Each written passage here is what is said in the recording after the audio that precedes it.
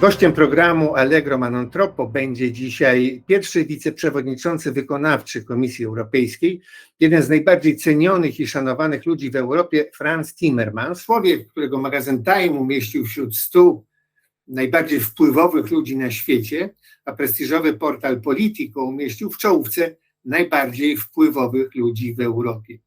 Pan Timmermans urodził się w Bredzie w Holandii i był przyjacielem Polski na długo przed wstąpieniem do świata polityki. Trzeba bowiem pamiętać, że Breda została wyzwolona przez polskich żołnierzy generała Maczka i żołnierzy pierwszej samodzielnej brygady spadochronowej generała Stanisława Sosabowskiego. Gdy mój tata miał 6 lat, opowiada Frans Timmermans, w 1944 roku polscy żołnierze zatrzymali się w moim rodzinnym domu w Bredzie. Jeden z nich był z zawodu krawcem i uszył mojemu ojcu malutki mundurek i tata stał się maskotką oddziału. Ci żołnierze byli niezwykle przyjaźni i zżyci z moją rodziną. Obiecywali, że po wojnie wrócą, ale żaden nie wrócił. Wielu z nich poległo za wolną Holandię i wolną Polskę, mówił Timmermans. Nie dziw więc, że od młodości włączył się w kultywowanie pamięci o generale Maczku w Bredzie, który zresztą spoczywa w tym mieście na cmentarzu.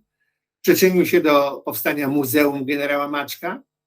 Sprawił, że rząd holenderski odznaczył pośmiertnie żołnierzy pierwszej samodzielnej brygady spadochronowej generała Stanisława Sosabowskiego.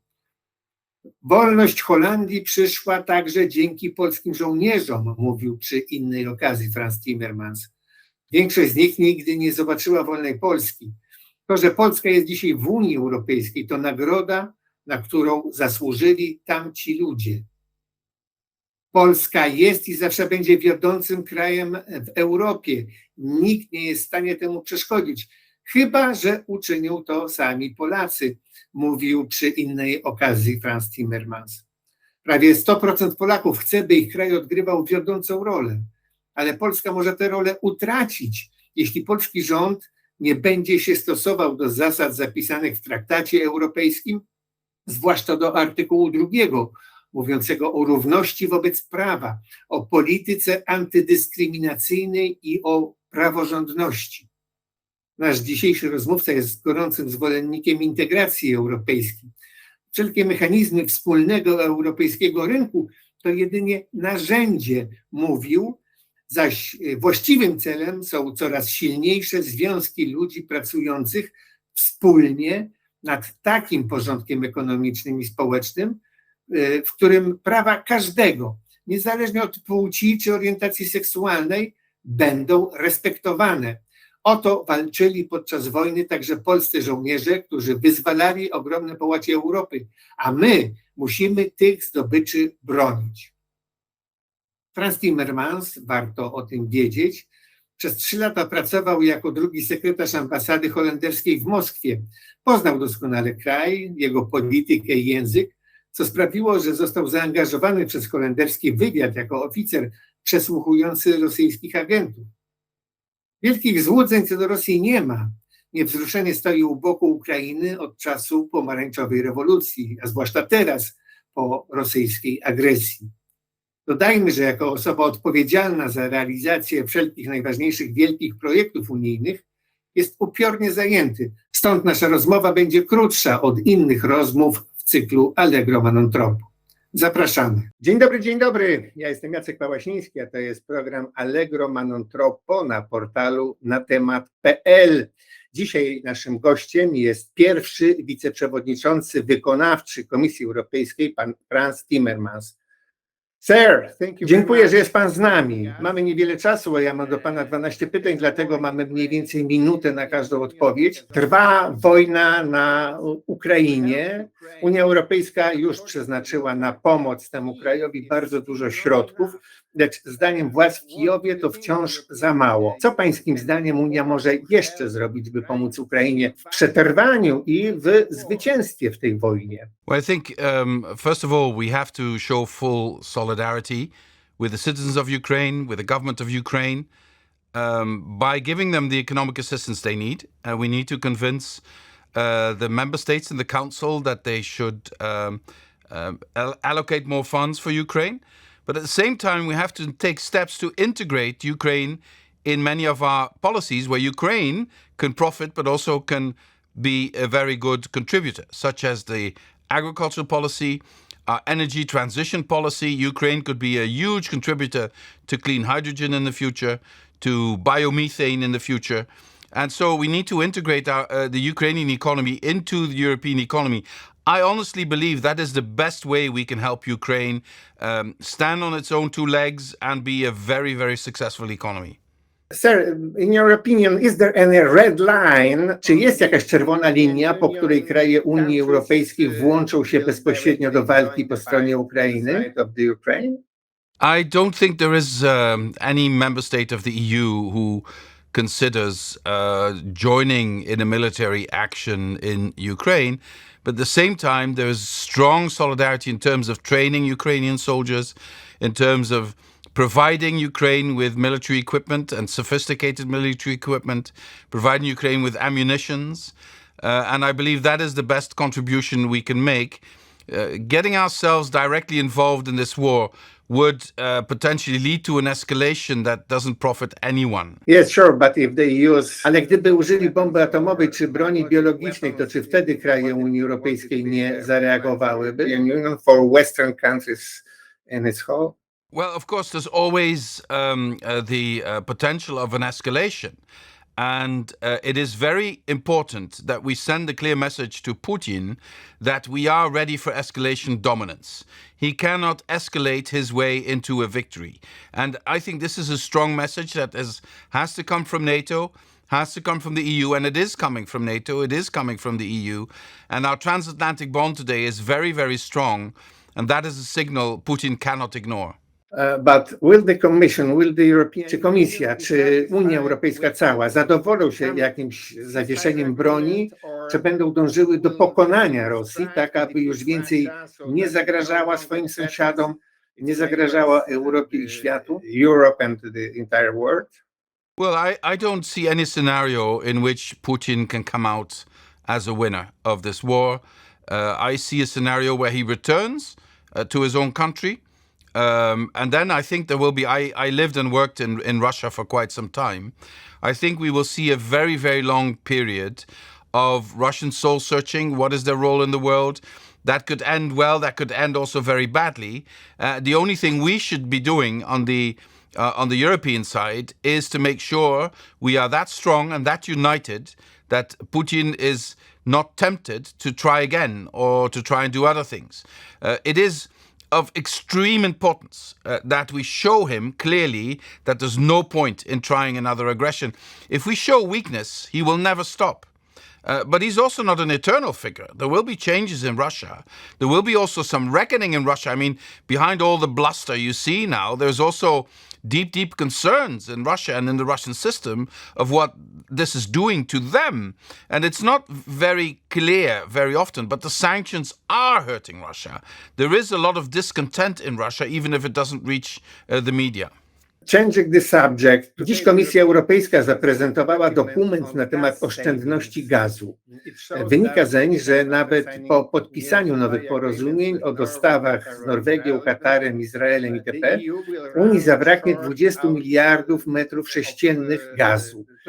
I czy obniżenie temperatury w domach do 19 stopni sprawi, że gazu wystarczy dla wszystkich na normalne życie? For everyone in Europe to live a normal life? Well, you know, we have presented a whole range of proposals. We proposed to member states to reduce their gas consumption with 15% as compared to the average gas consumption over the last 5 years. That is quite an effort, but it's entirely feasible. In the country I come from, in the Netherlands, citizens and companies did that spontaneously, and the Netherlands reduced its gas consumption with 20%, and that is a gas-producing country. So it is also a matter of whether you want, and of course, the Dutch did not just do this to punish Putin. It was also because gas prices are now so high that consuming less really makes a difference in your income. And so we have very many reasons why, with a number of measures, we should reduce our gas consumption. And we need also to speed up our transition to renewable energy, because the only energy we are masters of in the future will be renewable energy, and it's also the cheapest energy. So that's the only way forward for our citizens. But in the short run, we will have to do more to save gas. Why? Because if we don't, and there are serious shortages because Putin doesn't deliver any gas or because we have a very harsh winter, then we risk creating a recession in our economy if certain industries would not have access to gas, and certain countries might be cut off, and certain countries will be in difficulty if they are cut off completely, more than other countries. So this is a time of European solidarity, and reducing our gas consumption by 15% is an act of solidarity by everyone, even those who do not depend on Russian gas. I witnessed the agreement you signed with the Norwegian minister. Do you have any other agreement on that kind with any other country in the short term? Well, President von der Leyen signed an agreement with Commissioner Simpson with Azerbaijan in the last couple of days. We are also in close touch with Qatar, with Algeria. Of course, you know that we have a deal on LNG with the United States. We are talking to Australia. We're talking to more and more countries to make this happen. But many countries are already producing the maximum of what they can produce. And like Azerbaijan has indicated, they will double their production. But doubling the production takes a couple of years. So we will be in a much better situation 2-3 years down the line. But for now, we cannot get the quantities we need. So we also need to save gas. And also try and make sure. And we are now, the one thing that's going quite well is we're filling our gas reserves at a higher rate than last year. So I think that is going quite well. Okay, but there's another side of this question. The gas shortage has left many... Niedobór gazu sprawił, że wiele rządów rozpaczliwie poszukuje węgla, co oznacza zwiększenie emisji gazów cieplarnianych. Kwitnie czarny rynek, trwa gorączkowy import, ceny węgla stały się absurdalnie wysokie. Czy komisja będzie patrzeć pobłażliwiej na użycie węgla? I jak to się ma do Fit for 55? Well, what we in our REPowerEU plan that we presented, we do understand that in the short run, using more coal might be necessary. But if we can speed up our transition to renewables, which are going to be much cheaper than coal, then the target we have on our climate policy will not change, will remain the same. And if I look in the case of Poland, I don't think there's any other country in Europe where citizens are buying solar panels so massively. I mean, I was in Poland recently. Almost every roof has solar panels now, and people are scrambling to get them, and heat pumps, etc. So Polish citizens understand full well that their energy needs can be met in a very cheap way, also through renewable energy. Sure, but you're surely aware that Polish government make it harder for consumers to put solar panels on their roof. It is not so convenient as it used to be before. Well, it would be nice if governments would listen to their population a bit more. Absolutely, yes. For any government, especially for Polish. And being on Poland, in an interview to the wywiadzie dla Guardiana z 3 lipca wyznał pan, że głosował pan wraz z wiceprzewodniczącą Margaret Vestager przeciwko uwolnieniu dla polskich środków z COVID Recovery Plan. Może pan pokrótce powiedzieć dlaczego? Can you briefly say why? Well, the reason is quite simple. I believe we as Commission, we have a duty also to protect the interest of the European Court of Justice.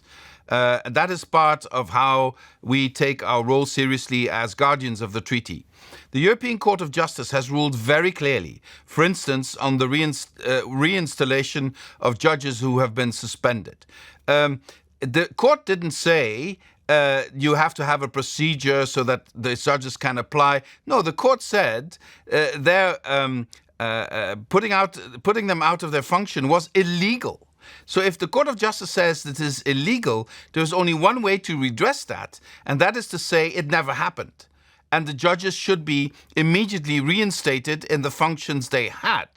Now, this is not what is part of the discussion. So in my view, that is one element where I believe the milestones are not in conformity with the rulings of the European Court of Justice.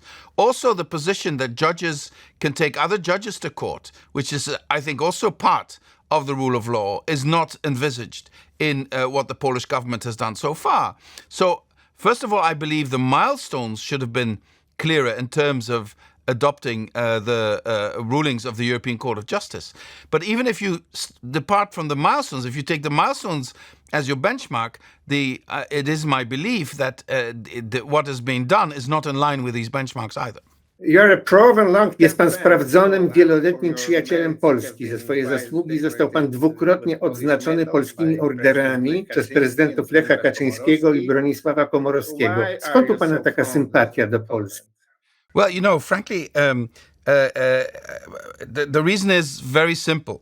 My father would probably not have survived the war had he not been liberated by the brave soldiers of General Maciek in Breda in the fall of 1944. And since then, my family has felt a very, very deep gratitude towards the Polish people for having liberated the Netherlands. Also because the tragic history of those soldiers, who were very often punished by the communists after the war, or sometimes couldn't even return to their country. The tragic fate of General Sosabowski, who also fought in my country to relieve the British troops that were caught in Operation Market Garden. And he was a true hero, and his soldiers were true heroes.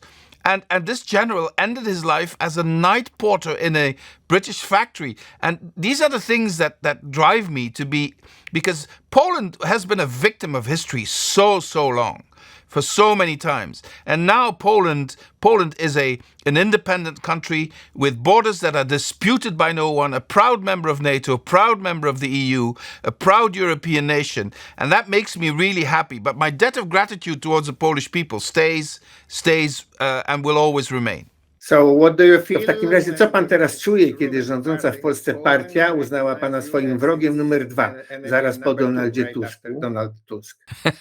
Well, I believe that the fact that I stand for the rule of law and that I'm willing to stick my neck out for that, and that I sometimes also pay a high political price. As you know, the Polish government strongly opposed my election as president of the Commission. I stand by my principles, and I do this.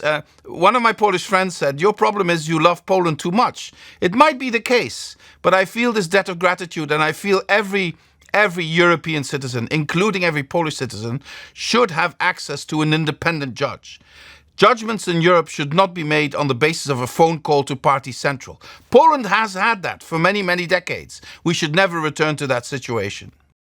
Absolutely, but procedury dyscyplinarne przeciwko polskiemu rządowi ciągną się latami i nie robią wrażenia na obecnych rządzących. Nawet sankcje finansowe za Turów i łamanie praworządności nie zmieniają ich postawy. Czy Komisja ma jeszcze jakieś narzędzia, by zmusić rządzącą krajnie prawicową partię polską do powrotu na ścieżkę demokracji i przestrzegania międzynarodowych traktatów and respect of international treaties and laws?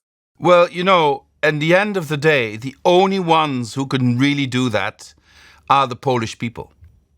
They are the only ones who can do that. We can encourage, we can sanction where we have the instruments, we can try and convince member states to take action, but at the end of the day, the only ones who are the sovereigns to decide this are the Polish citizens. And I hope the Polish citizens will decide wisely at the next election. They should understand we can help, but this will not be solved through Brussels. This will not be solved definitely through international action. This will be solved definitely one way or the other by the Polish electorate, by the Polish citizens. Sir, Poland accepted.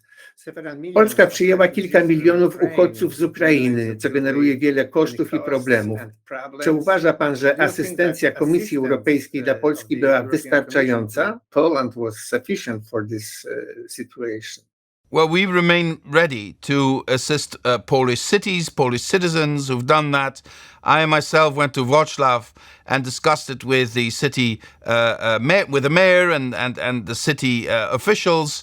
We will try and do everything we can to make sure that there is money for the educational facilities, for the medical facilities, for the housing. So we are ready. We stand ready to help wherever we can. There is money available to do that. There are means to do that. But then, of course, we have to make sure the money also reaches the cities and the people who are actually doing the work.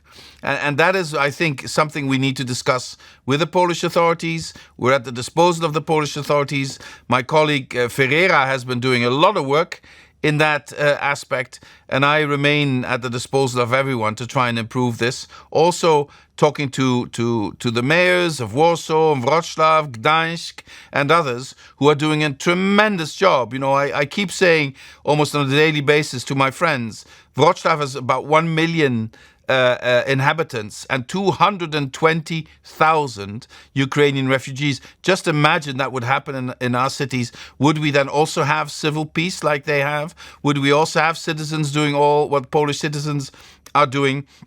So I think Poland can be extremely proud. The Polish citizens can be extremely proud of what they are doing and did. But they should also be able to count on the support from other Europeans and from the European Commission in making sure we help them face this challenge. Yeah. This is true challenge because our population is increased by 10% almost in a couple of months. This is a real something, you know. No tak, ale w Polsce to jest bardzo widocznie na ulicach Warszawy i innych miast, nawet małych. Teraz bardzo by się przydał jakiś jasny, klarowny sygnał, jasna, klarowna pomoc ze strony Komisji Europejskiej, tak żeby Polacy zrozumieli, że mają ją ze sobą. This hot stage of war, maybe now it should be assessed, you know, in some formal way, this help and this support from European Commission. I agree. Maybe more visible way, don't you think so? I agree. Yes. Okay, sir. During the trip, podczas podróży po Europie przed Zamkiem Królewskim w Warszawie, prezydent Joe Biden powiedział, że to nie Rosja, ale Chiny są największym zagrożeniem dla światowej demokracji. Czy Unia Europejska podziela to zdanie i czy Komisja robi coś, żeby przeciwstawić się ekspansji Chin? And is the Commission doing anything to counter China's expansion? Well, you know, of course, the biggest threat to our security today is Russia. Let's be very clear. Russia has created a war on our continent. So that is very clear. That is our immediate and our biggest danger to our security today. But the issue of China is a more systemic issue. They have a different system. They want to make sure that they can play a bigger role in the international sphere. We are economically strongly interlinked with them, and step by step the European Commission has made clear that we do understand that we have a different system and that we don't always have the same interests. So we will be more and more clear in where we see the limits of what is possible. We need to make sure we don't create another dependency as we had with Russia and now on China. So we need to make sure we look very well at our supply chains, at our economic structures, so that we cooperate with China, but we don't become dependent on China. And that's going to be a huge challenge because some of our member states, some of the biggest member states, their economies are deeply intertwined with the Chinese economy. Now, I don't agree with those who say we need to slam the door on China. I don't think that would be a smart strategy. But we have to become realistic about the possibilities, but also about the limitations. And we have to become very clear about the difference we have in terms of our values and the fact that we will defend European values even if the Chinese don't agree. Okay, last questions, taking advantage of your kindness. How the man considered... To pozwoli pan ostatnie pytanie. Jak się czuje człowiek, którego umieszczono wśród setki najpotężniejszych ludzi świata i wśród 28 najpotężniejszych ludzi Europy? Time magazine nominated you as one of 100 most powerful men of the world and one of the most powerful men of Europe by the Politico magazine. Well, when I think of my role, I think of I have 2 grandchildren now.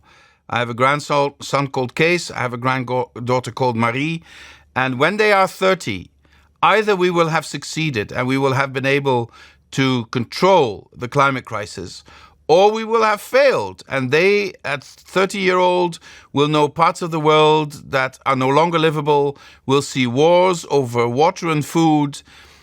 I think we have a mission. We have a mission to change the course of this planet away from a climate catastrophe. We can still do it. I'm thinking on a daily basis about when my grandchildren will be 30 years old, when we reach 2050, and hopefully then Europe will be strong, will be climate neutral, will have the most modern economy, the most just society. I hope that for my grandchildren, and that's what I'm thinking every day when I get up and go to work. Sir, thank you very much for your time, for your words. Zapuściłem brodę na pana cześć. Mam nadzieję, że pan to doceni. That's incredible. Let me say grazie di tutto. Chciałem pozdrowić pana z Rzymu, gdzie teraz się znajduję. Mieszkałem tutaj przez 30 lat i wróciłem właśnie po swoich śladach. On my footsteps right now. Thank you very much really for your time. And we cross fingers for Mario Draghi, which is now fighting for his survival today in Italian parliament. Well, bardzo dziękuję, and hopefully see you in Rome. It's my favorite city. I grew up partly in Rome, and my roots are there. So hopefully we can have a coffee someday somewhere in Rome. Bardzo by mi było przyjemnie pójść z panem na kawę czy na jakieś jedzenie. Zaprowadzę pana do miejsc, w których się jada fantastycznie. Thank you very much, sir, once again. Jeszcze raz bardzo panu dziękuję. Proszę przyjąć wyrazy wdzięczności za to, co pan robi dla Polski i dla Europy. Dziękuję bardzo. Thank you very much. Thank you.